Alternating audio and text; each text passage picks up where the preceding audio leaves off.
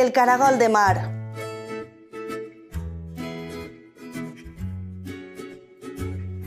Un dia d'estiu, en què caminava molt matí per la platja, vas trobar un caragol de mar.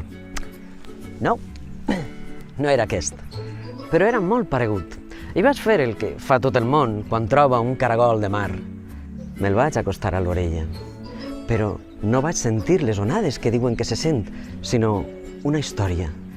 Resulta que aquell caragol de mar havia servit de casa a un carranc ermità. No sé si ho sabeu, però els carrancs ermitans tenen unes pinces molt fortes, però el cos és moll. I per a evitar ser menjats per altres peixos o per les gavines, que són molt golafres, quan troben una closca buida de caragol de mar, es refugien en ella. I a vegades, inclús en la closca, tenen una anèmone, que és un animal, encara que pareix una planta, que té uns filaments urticants, que vol dir que piquen, i es protegeixen mútuament. L'anèmone protegeix el carranc i menja de les sobres, de les restes que té el carranc. I el cas és que aquell cranc ermità estava tranquil·lament, s'havia ficat dins de la seva closca, estava en una cala arenosa, i el va veure un bussejador. I el va veure tan bonic immediatament que l'agafà i se l'emportà a la superfície. I només va eixir a la platja, va fer el que fem tots quan tenim un caragol de mar a les mans. Se'l va acostar a l'orella.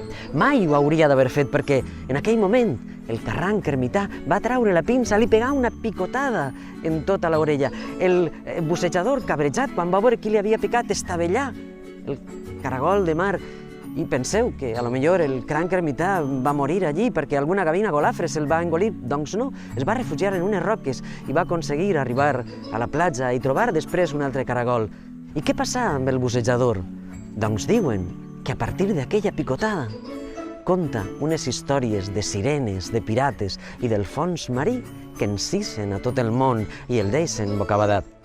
De manera que si alguna vegada trobeu un caragol de mar, primer mireu per si dintre té un inquilí, és a dir, un carranc ermità, de no ser que volgueu convertir-vos d'una picotada en contacontes marins.